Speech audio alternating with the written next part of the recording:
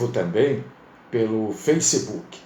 E você, todos os dias, você é convidada para cultuar a Deus conosco.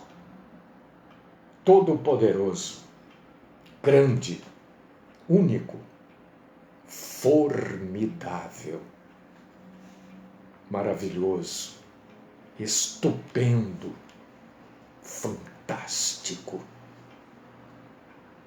tremendo, boníssimo, Senhor da glória. Grande é o Senhor, amoroso, cavalheiro, educado, fiel. Glórias a ti, Senhor. Queremos iniciar esse mês, não sem antes agradecer pelo mês que se foi, mas queremos iniciar esse mês te adorando, te exaltando, te glorificando, te cultuando em espírito e em verdade. Vem, Senhor Jesus. Vem buscar a igreja, a sua igreja. Vem nos buscar, Senhor. Abrevia o tempo, por amor, por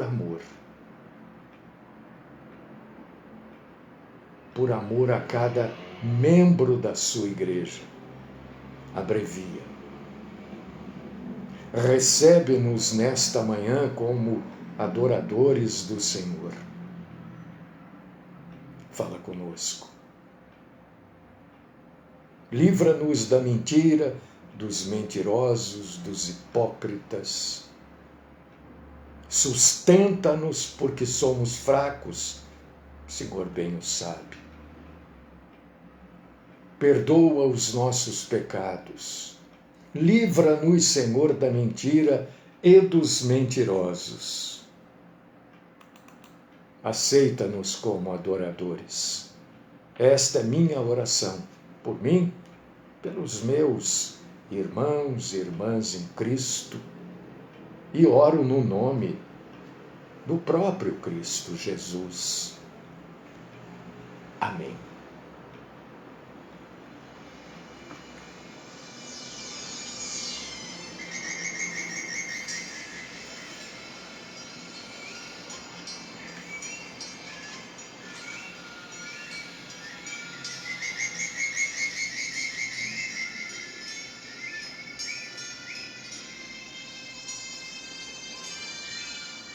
Irmãos amados, irmãs queridas, qual o impacto que devem ter na nossa vida as afirmações contidas na Bíblia Sagrada sobre o futuro de todas as coisas? Você sabe que o futuro não será muito longo, né? O futuro encurtou muito, né? E como que isso afeta a nossa vida no dia a dia? Eu até coloquei aqui como título, como a gente vai viver as afirmações bíblicas no dia a dia. Como é que a gente vai fazer? Bom, vamos entender isso então. Deus nos deu predições das mais dramáticas sobre os eventos futuros, e ele nos deu através do apóstolo João, lá no livro do Apocalipse. Ali está descrito o futuro. de toda a terra.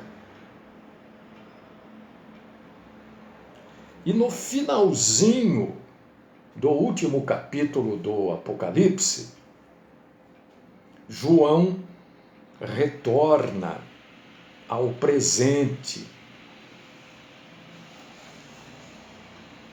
E as palavras finais se concentram no impacto que o futuro deve ter nas nossas vidas hoje.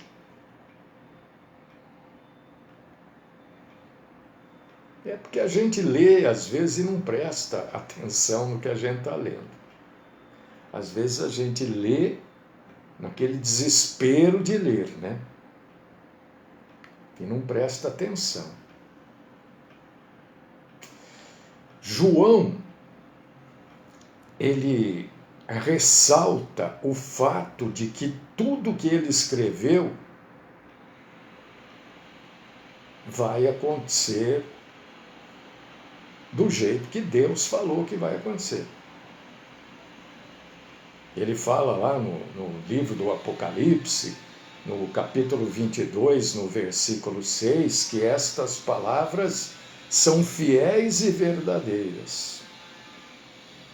O Senhor, o Deus dos espíritos dos profetas, enviou seu anjo para mostrar aos seus servos as coisas que em breve devem acontecer.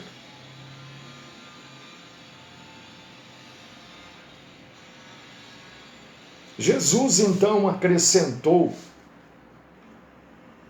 ao testemunho do anjo o seu próprio testemunho. Está entendendo? Eis que venho sem demora. Bem-aventurado aquele que guarda as palavras da profecia deste livro. Versículo 7. O que eu quero dizer para você nesta manhã de terça-feira, 1º de abril, é que as predições a respeito do futuro, você goste, você concorde, você tenha medo, você fique alegre, isso não importa nada. A verdade é essa, não importa o meu sentimento nem o seu. Tudo isso vai acontecer. Cristo Jesus vai retornar. Tudo que Deus falou vai acontecer. Muito bem. Até aí eu já sei.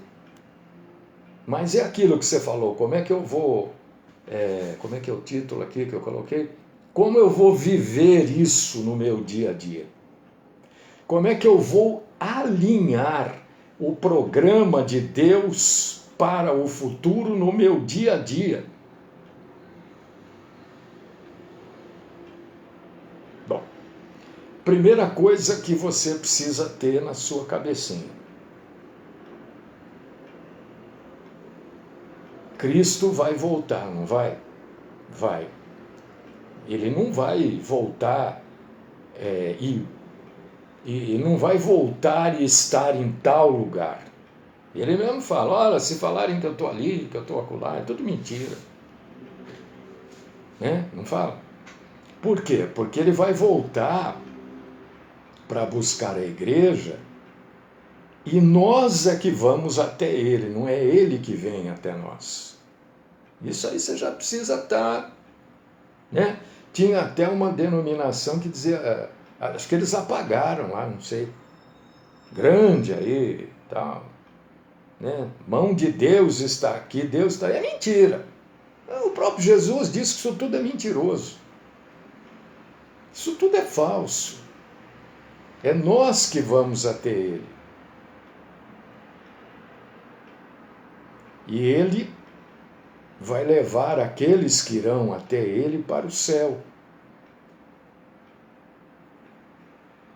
Agora,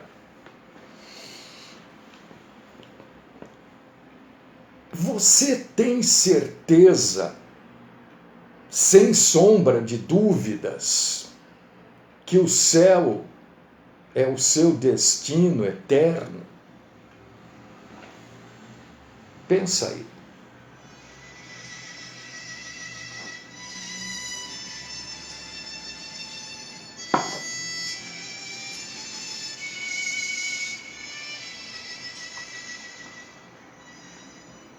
Já deu para você dar uma pensada, né? João descreve lá no livro do Apocalipse a beleza da Nova Jerusalém.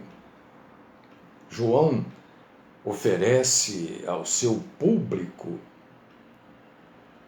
uma oportunidade para que respondam também, se eles têm absoluta certeza de que o destino deles é o céu. Primeiro, João fala daqueles que não têm certeza sobre o destino eterno, que não sabem, estão meio em dúvida se estarão com Jesus na Nova Jerusalém. E João oferece uma mensagem de esperança para esse grupo de pessoas. Está aí em Apocalipse 22, 17. O Espírito, obviamente, aqui é o Espírito Santo. E a noiva, o que é a noiva aqui? É a Nova Jerusalém. Dizem, vem. Aquele que ouve, diga, vem. Aquele que tem sede, venha. A quem quiser, receba de graça a água da vida. Não é isso que está aí em Apocalipse 22, 17? Ele está se dirigindo a qualquer pessoa que não tem certeza que vai para o céu. Está dizendo, é só vir, venha. É através de Jesus que você vem. Receba de graça a água da vida. Está dando o caminho. Jesus é o caminho. Não tem outro caminho. Podem até dizer, falem o que quiser, não tem. O que a gente não pode esquecer, e que a maioria de nós esquece, e esquece mesmo, a gente esquece, é que todos, absolutamente todos nós falhamos e quebramos os mandamentos de Deus. Os mandamentos não foram abolidos. E a gente quebra esses mandamentos.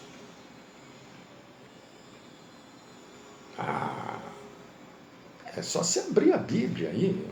O que eu vou te enrolar? Abre sua Bíblia em Romanos, capítulo 3, versículo 23. Romanos 3, 23. Paulo está lembrando a todos nós o seguinte, que todos pecaram e carecem da glória de Deus. Pronto. É exatamente isso que eu falei com outras palavras. Ora. Todos nós fazemos coisas erradas. Todos. Eu faço uma opção de coisas erradas que eu não quero fazer.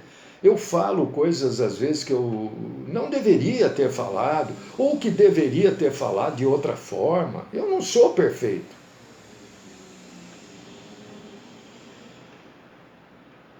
É que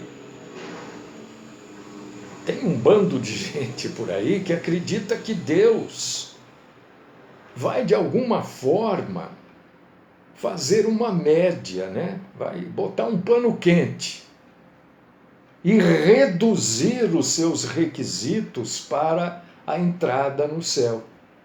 Esse negócio de São Pedro, Talabra, isso tudo é mentira. Isso tudo é invenção. São Pedro está no céu, mas não como o porteiro do céu, não é nada disso. O que eu tenho para dizer é o seguinte: Deus nunca vai rebaixar o sarrafo da altura das coisas. Quer dizer, Deus nunca rebaixa os padrões dele. Para entrar no céu, não, agora eu vou tirar esse quesito aqui, para entrar no céu pode fazer isso. É mentira, não vai acontecer isso. Não vai acontecer. Se você está achando, não, mas o mundo mudou, os tempos são outros, não vai acontecer. Porque Deus nunca rebaixa os padrões dele. O salário do pecado continua sendo a morte. Romanos 6, 23. Nós lemos o 3, 23. Agora eu estou no 6, 23. Entendeu? O que quer dizer isso? A pessoa fala, mas o salário do pecado é a morte. É a morte espiritual. Mas tem gente que não entende. E também não pergunta. Hein? Não entende, não questiona, continua não entendendo. Um dia eu vou entender. Vamos ver se vai dar tempo, né? Não sei. Somente uma pessoa absolutamente perfeita pode ser boa o suficiente para entrar no céu pela sua própria capacidade. Quem é essa pessoa? Que entrou no céu pela sua própria capacidade. Pessoa absolutamente perfeita. Quem? Quem? Jesus Cristo. Só ele entrou no céu pela sua própria capacidade, porque ele foi perfeito em todos os aspectos. Ele foi perfeito em corpo, em alma e em espírito. E ele quer que nós estejamos com ele por toda a eternidade. Mas, sempre tem um mas.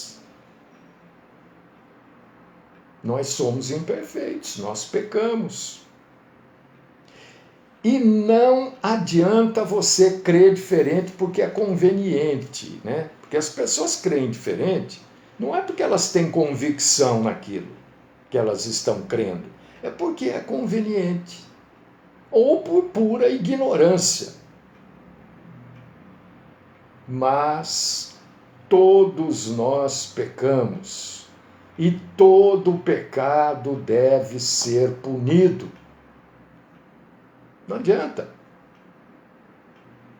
Não vai ficar um só pecadinho sem punição. Tem gente que acha que é conveniente não acreditar nisso.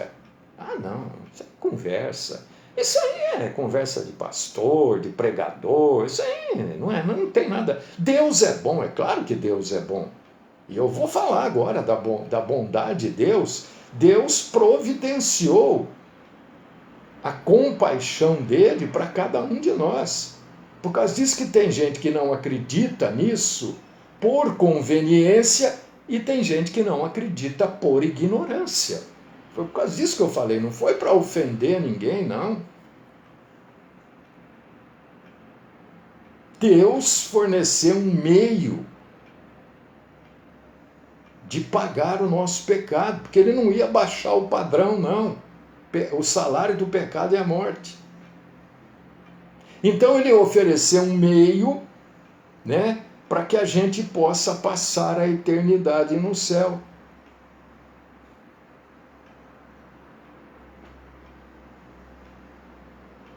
Mas Deus prova o seu amor para conosco pelo fato de Cristo ter morrido por nós quando nós ainda éramos pecadores. Jesus era o Deus homem perfeito. Ele viveu uma vida perfeita. E ele morre na cruz para tomar sobre si a punição dos nossos erros. O Filho de Deus pagou o preço pelo nosso pecado. E por isso que nós temos a vida eterna. Quem está em Cristo é nova, porque por causa disso que diz, é nova criatura. Quem está em Cristo, nova criatura é.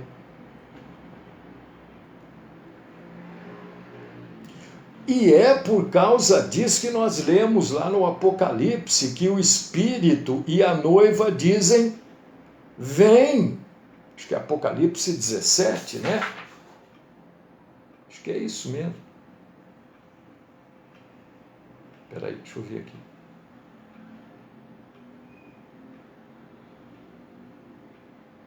Isso, Apocalipse 17. Por causa disso que o Espírito Santo diz, vem. Vem por quê? Porque Deus já pagou o preço para você obter a vida eterna. Tudo que você precisa fazer é pegar o presente grátis da água vida, da água viva, da água da vida. Mas como é que eu faço isso? É tão simples, Você tem que reconhecer diante de Deus que você pecou e que você, por ter pecado, assim como eu e todas as pessoas, não vai conseguir entrar no céu pelos seus próprios bons esforços. Então você precisa de quem para entrar no céu? Jesus Cristo, o Filho de Deus, que se tornou homem e morreu na cruz para pagar pelos seus e meus pecados. Mas como é que eu posso ter certeza disso? Pelo fato da ressurreição. A ressurreição dentre os mortos prova que o pagamento foi suficiente. Se Jesus não ressuscita,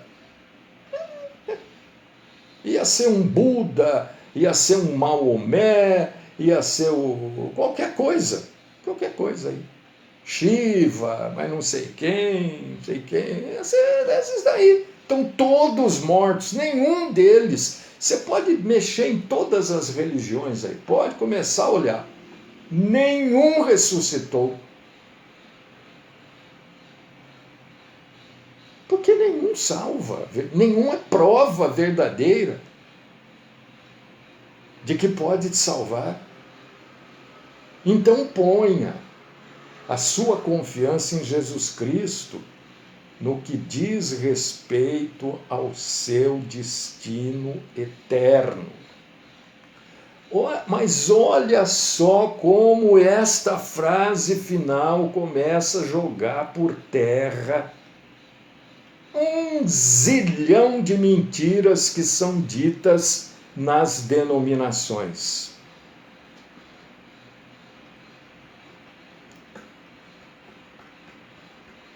Jesus não ressuscitou para você comprar a casa própria. Mas é mentira. Jesus não ressuscitou para o seu marido largar da amante.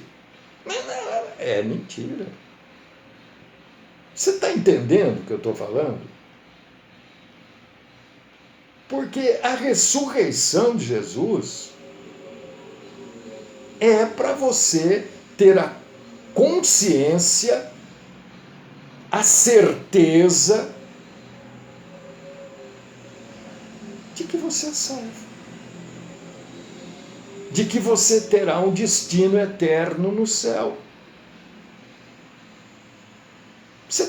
Isso não quer dizer, meu irmão, minha irmã, que o Senhor Deus não possa te proporcionar um bem. Isso não quer dizer que o Senhor Deus não possa lhe proporcionar uma graça, um milagre. Eu não estou dizendo isso. Não é isso que eu estou afirmando. Eu estou afirmando que Jesus não ressuscitou para esses eventos que a maioria das denominações apregoam. Jesus ressuscita para nós termos a convicção absoluta de que Ele é Salvador.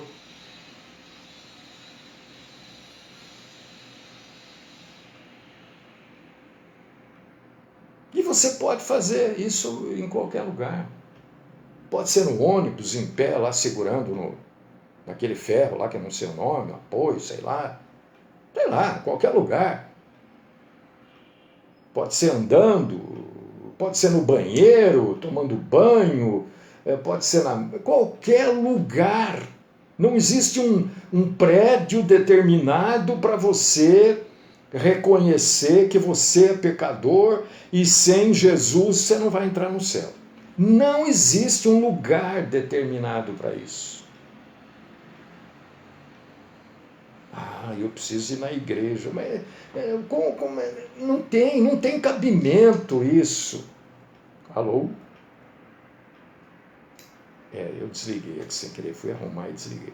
Entendeu? Não tem cabimento, você não precisa, não estou dizendo que você não deva ir numa denominação, mas escolha uma denominação séria. Escolha que tenha uma exposição bíblica séria.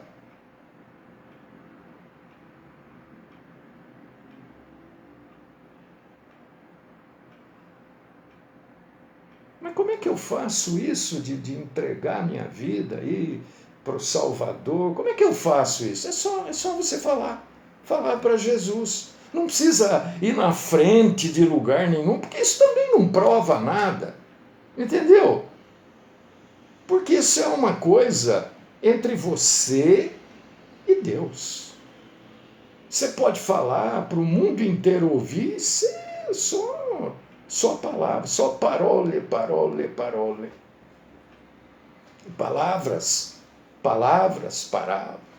Palavras.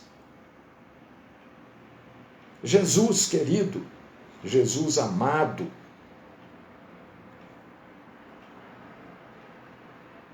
eu preciso do Senhor para ser salvo.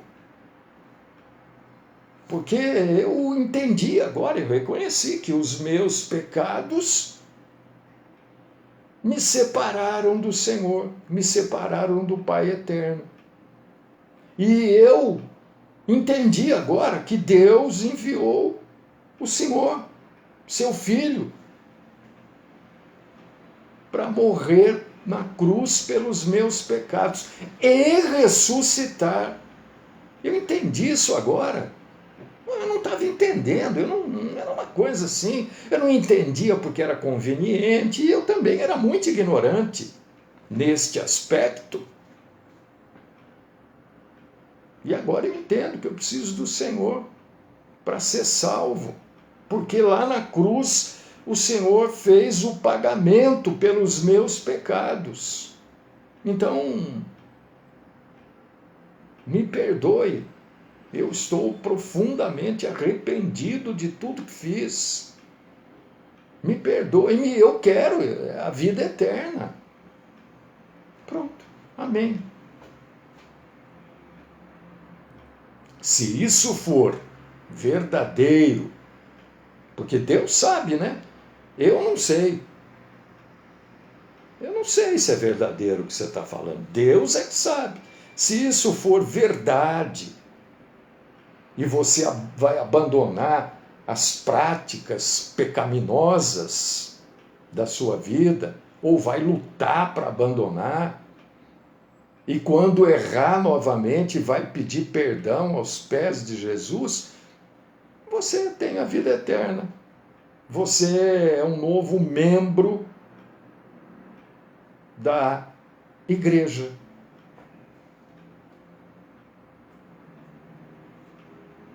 Porque Deus prometeu, e Ele não é homem para que minta, que aquele que põe a sua confiança em Jesus como Salvador vai receber a vida eterna.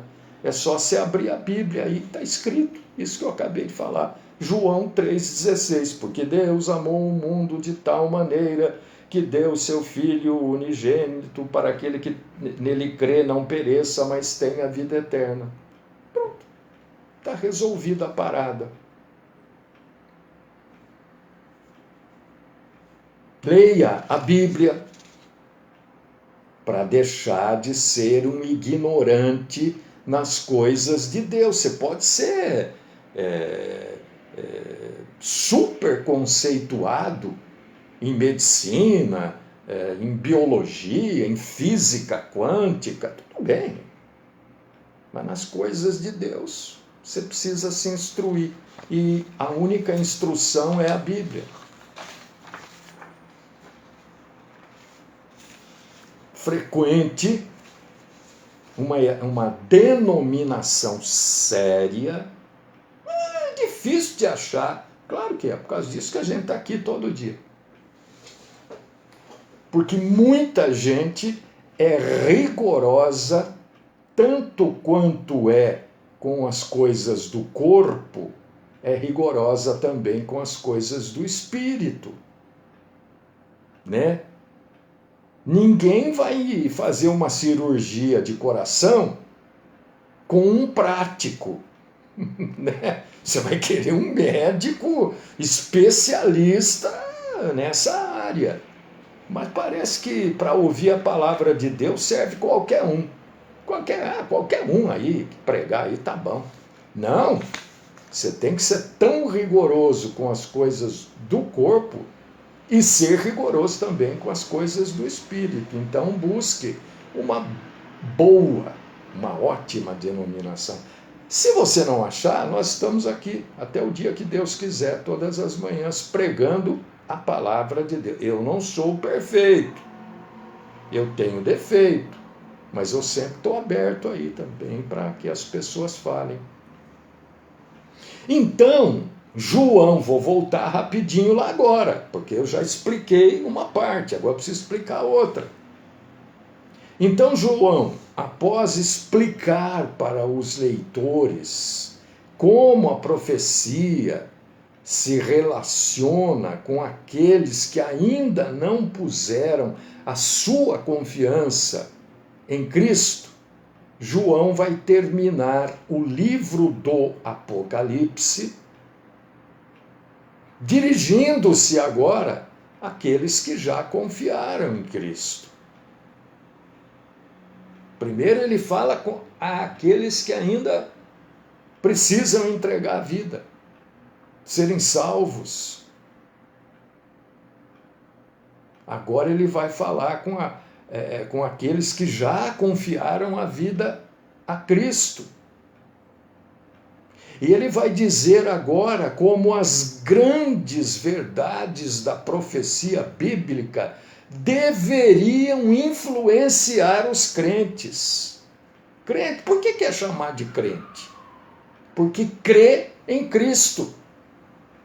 Por que os católicos não são crentes? Porque eles creem em Cristo, eles creem em Maria, eles creem em São Pedro, São Benedito, Santa Maria Madalena. Eles creem em tudo, então não são crentes. Por que os espíritas, o pessoal do candomblé, da Umbanda, não são crentes? Porque eles dizem que creem em Jesus, que creem em Deus, mas creem no orixá, no caboclo, no Exu. Crente é aquele que crê em Jesus como Senhor e Salvador da sua vida. Eu sou crente. E agora João vai dizer como é que a profecia bíblica deveria e deve, né, influenciar os crentes. Se você abrir agora em em Apocalipse, capítulo 22, versículo 20. Apocalipse 22, 20.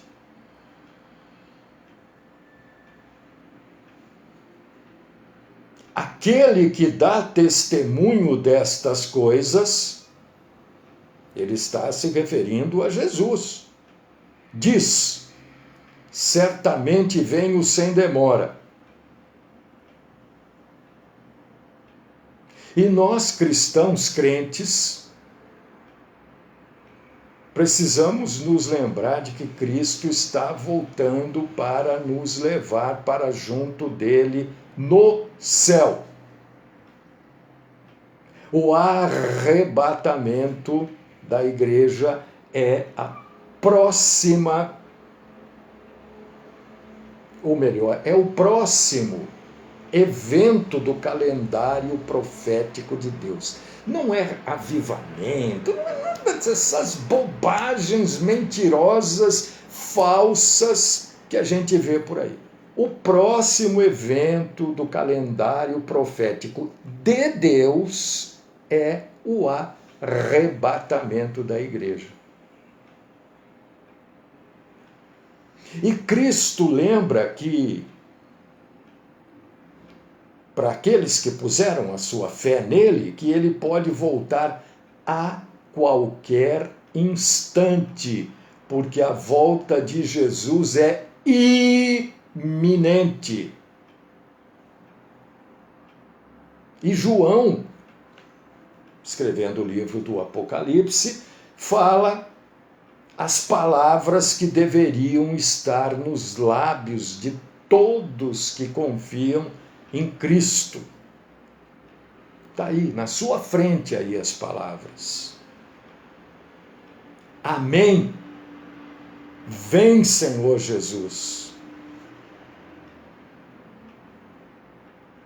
As palavras da profecia de Deus nos forçam a desviar o nosso olhar dos nossos problemas nesta vida e levantar o nosso olhar para o céu.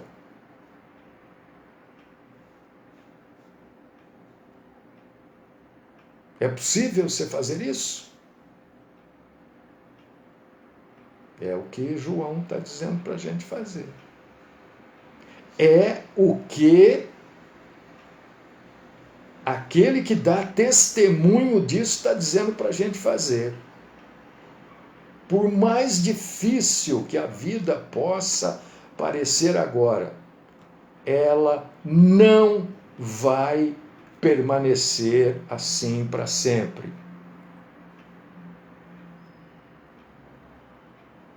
A qualquer instante, Cristo pode soar a trombeta e vir para nos tirar deste mundo de dificuldades para nós passarmos a eternidade com Ele. E eu quero aqui com você fazer um eco com João. Amém. Vem, Senhor Jesus.